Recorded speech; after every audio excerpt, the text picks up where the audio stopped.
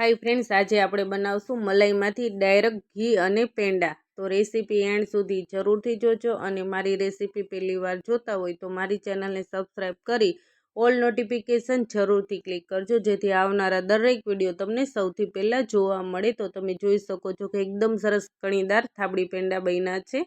એના માટે આપણે 8 દિવસની મલાઈ હોય તે મેં લીધી છે। આ રીતે એકદમ ફ્રેશ મલાઈ હોય અઠવાડિયાની તે જ લેવાની છે। 10 થી 15 દિવસની જે વાસી મલાઈ હોય તે નથી લેવાની, કારણ કે જો તમે તેના પેંડા બનાવશો તો કીટું છે તે થોડું ખટાશ પડતું થઈ જાય છે અને પેંડા સારા નથી બનતા। તો આપણે પેન છે તે લઈ લીધું છે। હવે આપણે મલાઈ છે તે પેનમાં એડ કરી દઈશું। તો પેન મેં અત્યારે નોનસ્ટિકનું પેન લીધું છે। જો તમારી પાસે આ રીતે નોનસ્ટિકનું પેન હોય તો તમે તેનો જ ઉપયોગ કરજો, કારણ કે એમાં દાઝશે નહીં અને ઘી છે તે એકદમ સરસ રીતે બની જશે।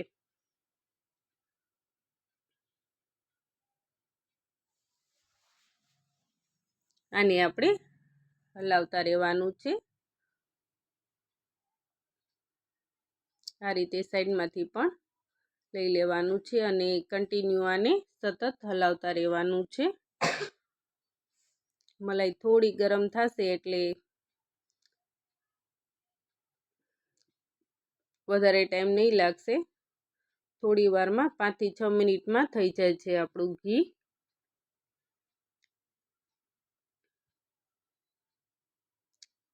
તો બધા જ બનાવતા હોય છે ઘી, પણ જો તમે આ રીતે ક્યારેય ન બનાવતા હોય તો એકવાર તમે આ રીતે જરૂરથી ટ્રાય કરજો। ઘણા માખણમાંથી પણ ઘી બનાવતા હોય છે, તો બધાની રીત અલગ અલગ હોય છે। તો તમે એકવાર આ રીતથી જરૂરથી ટ્રાય કરજો, કારણ કે એકવાર જો તમે આ રીતથી બનાવશો એટલે તમે બીજી વાર જરૂરથી બનાવશો આ રીતે।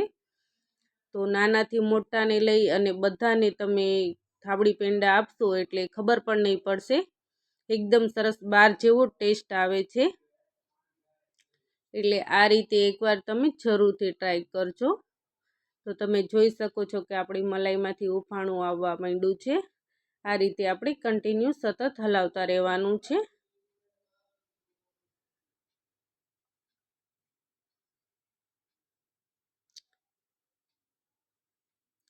તો ફ્રેન્ડ્સ, તમને મારી રેસીપી ગમે તો ફ્રેન્ડ્સ અને ફેમિલી મેમ્બરમાં જરૂરથી શેર કરજો।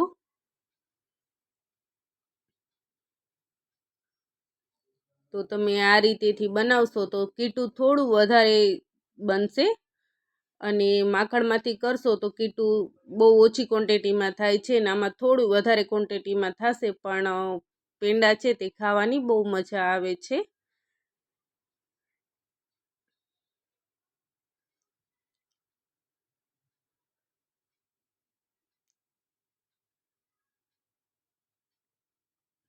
તો તમે જોઈ શકો છો કે આપણી મલાઈ છે તે થોડી ઘટ થવા લાગી છે।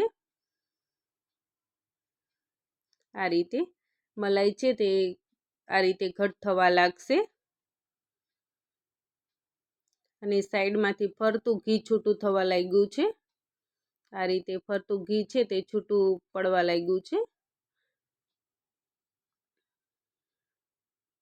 આ રીતે આપણે સતત હલાવતા રહેવાનું છે।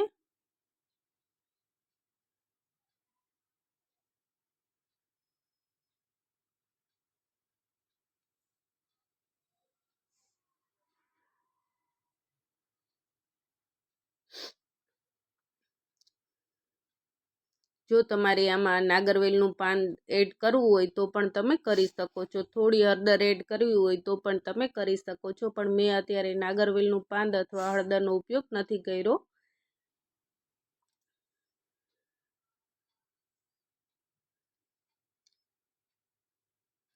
જો તમે વધારે ક્વોન્ટિટીમાં બનાવતા હોય તો તમે નાગરવેલનું પાન જરૂરથી એડ કરજો, કારણ કે એનો ટેસ્ટ છે તે એકદમ સરસ ફ્લેવરવાળું ઘી બને છે। તો અત્યારે આપણે વધારે ક્વોન્ટિટીમાં નથી બનાવતા, આ રીતે અઠવાડિયાની જ તાજી મલાઈ છે તેનો જ આપણે ઉપયોગ કરીએ છીએ, કારણ કે આ રીતે પેંડો ખાવાની મજા આવે છે। તો આપણું ઘી છે તે બનીને તૈયાર થઈ ગયું છે અને ગેસ મેં બંધ કરી દીધો છે।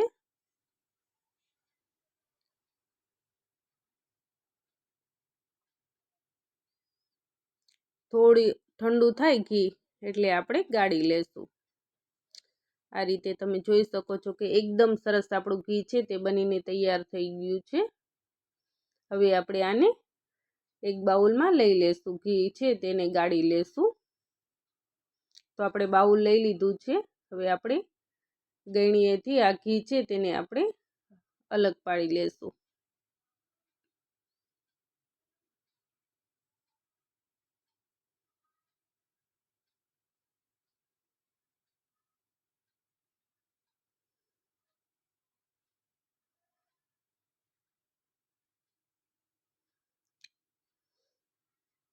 આ રીતે આપણે બધું જ ઘી છે તે એડ કરી દઈશું।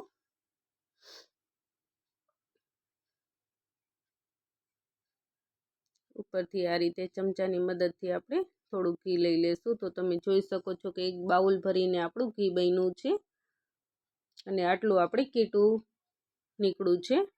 તે જ પેનમાં આપણે પેંડા બનાવશું। તો આપણે આ રીતે કીટું છે તે એડ કરી દીધું છે તે જ પેનમાં। હવે આપણે ચપટી એલચી એડ કરશું ફ્લેવર માટે। થોડી મેં કેસરના દાણા લીધા છે। થોડા 2 ચમચી આપણે ખાંડ એડ કરશું। હવે આપણે 1 વાટકી દૂધ એડ કરશું। તો તમારે દૂધની જગ્યાએ પાણી એડ કરવું હોય તો પણ તમે કરી શકો। આ રીતે આને સરસ રીતે પહેલાં મિક્સ કરી લેશું। આ રીતે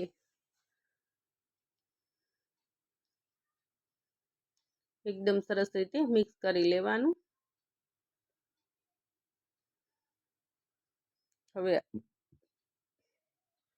હવે આપણે આને હલાવતા રહેવાનું છે। દૂધ બળે ત્યાં સુધી આપણે સતત હલાવતા રહેવાનું છે।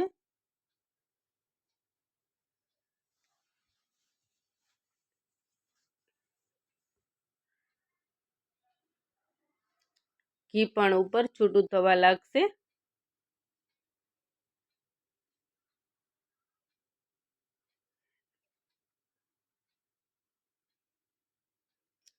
તો તમે જોઈ શકો છો કે એકદમ સરસ કણીદાર આપણા પેંડા છે તે બનશે। ઉપર ઘી પણ થોડું છૂટું પડવા લાગ્યું છે। આ રીતે આપણે સતત હલાવતા રહેવાનું છે।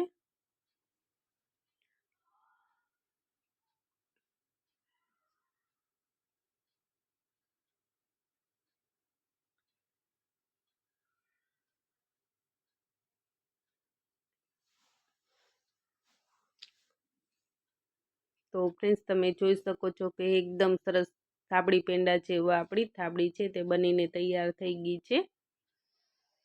દૂધ છે તે બધું જ બળી ગયું છે।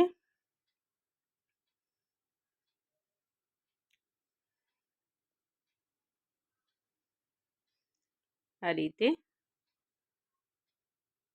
એકદમ સરસ આપણી થાબડી છે તે બનીને તૈયાર થઈ ગઈ છે।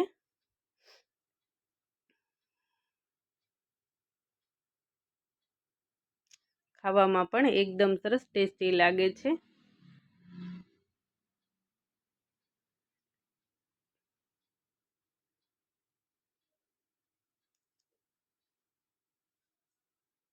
આ રીતે તો જો તમારે પેંડા વાળવા હોય તો પણ તમે પેંડા વાળી શકો છો ને આ રીતે ડાયરેક્ટ ખાવી હોય તો પણ તમે ખાઈ શકો છો। તો આપણી થાબડી છે તે બનીને તૈયાર થઈ ગઈ છે। હવે આપણે સર્વ કરી લેશું। તો આપણે ઘી તો બની ગયું છે। હવે આપણે થાબડીને સર્વ કરી લેશું। તો ફ્રેન્ડ્સ તમે આ રીતે ન બનાવતા હોય તો એકવાર તમે આ રીતે જરૂરથી ટ્રાય કરજો। અને મારી રેસીપી ગમે તો ફ્રેન્ડ્સ અને ફેમિલી મેમ્બરમાં જરૂરથી શેર કરજો। તો તૈયાર છે મલાઈમાંથી ડાયરેક્ટ ઘી અને થાબડી પેંડા। અને તમારે જો પેંડા વાળવા હોય તો પણ તમે વાળી શકો છો। એકદમ સરસ કણીદાર થાબડી બનીને તૈયાર થઈ ગઈ છે। તો મારી રેસીપી ગમે તો ફ્રેન્ડ્સ અને ફેમિલી મેમ્બરમાં જરૂરથી શેર કરજો। Thank you for watch.